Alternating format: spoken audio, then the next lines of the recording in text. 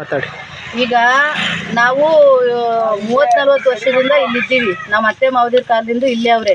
ಆಗ ಗುಡಿಸ್ಲು ಪಡಿಸ್ಲು ಜಾಗ ಇತ್ತು ಅಂತ ಕೆರೆ ಹತ್ರ ಇದ್ದವರೆಲ್ಲ ನೀರು ತುಂಬಿಕೊಂಡು ಇಲ್ಲಿ ಬಂದು ಗುಡಿಸ್ಲು ಪಡಿಸ್ಲು ಹಾಕ್ಕೊಂಡಿದ್ರು. ಆಮೇಲೆ ಗೌರ್ಮೆಂಟಿಂದನೇ ಸರ್ಕಾರದಿಂದನೇ ನಮ್ಮ ಪಂಚಾಯತಿಯಿಂದನೇ ಮನೆಗಳೆಲ್ಲ ಕಟ್ಟಿಕೊಟ್ಟು ಇದು ಶಾಸಕರು ತಗೊಂಡಾದ್ಮೇಲೆ ಶಾಸಕರು ನಮ್ಮದು ಈ ಕಡೆ ಐತೆ ನಮ್ಮ ಇದರಲ್ಲೇ ಅವರೇ ಏನು ತೊಂದರೆ ಕೊಡಬೇಡಿ ಅಂತ ಅವರು ನಮಗೇನು ತೊಂದರೆ ಕೊಟ್ಟಿಲ್ಲ. ಶಾಸಕರಿಂದ ನಮಗೇನು ತೊಂದರೆ ಆಗಿಲ್ಲ. ಇದುವರೆಗೂ ಅವರು ನಮ್ಮನ್ನು ಎಲ್ಲದರಲ್ಲೂ ನಮ್ಗೇನು ಬೇಕೋ ಅದೆಲ್ಲ ಮಾಡಿಕೊಟ್ಟವ್ರೆ. ಅಂದರೆ ಏನಂತಂದರೆ ಇವಕ್ಕೆ ಹಕ್ಕುಪತ್ರಗಳಾಗಿಲ್ಲ. ಪಂಚಾಯತಿಯಿಂದನೇ ಗೌರ್ಮೆಂಟಿಂದನೇ ಎಲ್ಲ ಮನೆಗಳಾಗಿರೋದು. ಆಮೇಲೆ ಇಲ್ಲಿ ಏನೇ ಒಂದು ಸಮಸ್ಯೆ ಆದ್ರೂ ಯಾವ KB ಅವರಾಗಲಿ ಇಲ್ಲ ಪೊಲೀಸ್ನವ್ರಾಗಲಿ ಇಲ್ಲ ಪಂಚಾಯತಿಲಿ ಗೆದ್ದಿರೋರಾಗಲಿ ಯಾರೂ ಬಂದು ತಿರುಗಿ ನೋಡೋದಿಲ್ಲ.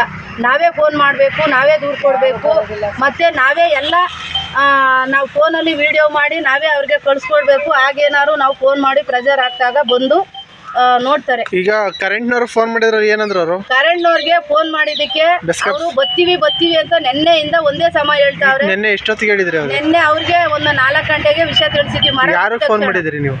ಅವ್ರ ಹೆಸರೇನು? ಗಿರೀಶ್ ಅವರು. PW ಇಲಾಖೆ ಫೋನ್ ಮಾಡಿದೀವಿ. ಅರ್ಜಿನೂ ತಗೊಂಡು 9 ಗಂಟೆಗೆ ಬರ್ತೀವಿ ಅಂತ ಹೇಳಿದ್ರು. ಇನ್ನೂ ಯಾರು ಬಂದಿಲ್ಲ. ಅರ್ಜಿನೂ ಕೊಟ್ಟವ್ರೆ. ಜೈಗೆ ಏನಾರ ಫೋನ್ ಮಾಡಿದ್ರಾ? ಜೈಗೆ ಫೋನ್ ಮಾಡಿದ್ರು. ಅವ್ರೇನಂದ್ರು? ಏನಂದ್ರು ಅವರು?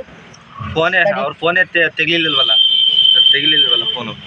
ಮತ್ತೆ ಇದು ಹೇಳಿ, 4 ಗಂಟೆಗೆ ಅರ್ಜಿ ಕೊಟ್ಟಿದ್ದೀವಿ. PDಯವ್ರಿಗೆಲ್ಲ ತಿಳಿಸಿದೀವಿ. ಎಲ್ಲರಿಗೂ ಪಂಚಾಯತಿಯವ್ರಿಗೆ PDಯವ್ರಿಗೆ ಎಲ್ಲ ತಿಳಿಸಿದೀವಿ. ಎಲ್ಲ ರಜಾ ಮತ್ತೆ ಸೆಕೆಂಡ್ ಸ್ಯಾಟರ್ಡೆ ಅಂತೆಲ್ಲ ಹೇಳ್ತಾವ್ರೆ. ಅವ್ರು ಒಟ್ಟಿನಲ್ಲಿ ಯಾರು ಈ ಕಡೆ ತಿರುಗಿ ತಲೆ ಹಾಕಿಲ್ಲ ಇದುವರೆಗೂ. ರಾತ್ರಿ ಎಲ್ಲ ಮದುವೆ ಆದ ಹೆಣ್ಣು ಗಂಡು ಎಲ್ಲ ಅವ್ರು ಕರೀದಿ ಮದುವೆ ಆದ ಹೆಣ್ಣು ಗಂಡು ಮಲಗಿದ್ರು. ನನ್ನ ಮಧ್ಯಾಹ್ನ ಅವರೆಲ್ಲ ದೇವಸ್ಥಾನಕ್ಕೆ ಅಂತ ಹೋಗ್ಬೇಕಾದ್ರೆ ಇಲ್ಲಿ ನಮ್ಮ ಮಗ ಇಲ್ಲಿ ಈ ಮಗ ಮನ್ಗಿದ್ದ. ಆ ಮಗ ಇದು ಅವನ ಮೇಲೆ ಬಿದ್ದಿದ್ದು ಮರ ಏನಾದ್ರು ಅಲ್ಲಿ ಲೈಟಿಂದು ನ್ಯೂಸ್ ಇದು ಕಂಬದ್ದು ಇದು ಸಿಕ್ಲಿಲ್ಲ ಅಂದಿದ್ರೆ ಮನೆ ಹದಿಕೊಂಡು ಮಗ ಸತ್ತೋಗಿರೋನು. ನಮ್ಗಿರೋ ಒಂದೊಂದೇ ಮಕ್ಳು ನಮ್ಮ ಪ್ರಾಣ ಹೋದ್ರು ಸಿಕ್ಕಿಲ್ಲ. ನಮ್ಮ ಮಕ್ಳಿಗೆ ರಕ್ಷಣೆ ಬೇಕು. ನಮಗೆ ಮನೆಗಳು ಚೆನ್ನಾಗಿ ಕಟ್ಕೊಡ್ಬೇಕು. ಏನ್ ಹೆಸರಮ್ಮ ನಿಮ್ದು? ನಮ್ದು ಜ್ಯೋತಿ ಅಂತ. ಮಂಜುಳಾ ಕಂಬಲ್ ಕೊಡ್ತೀನಿ ನಾನ್ ಬೇಕಾಯ್ತಲ್ಲ ವೆಂಕಟಮ್ಮ.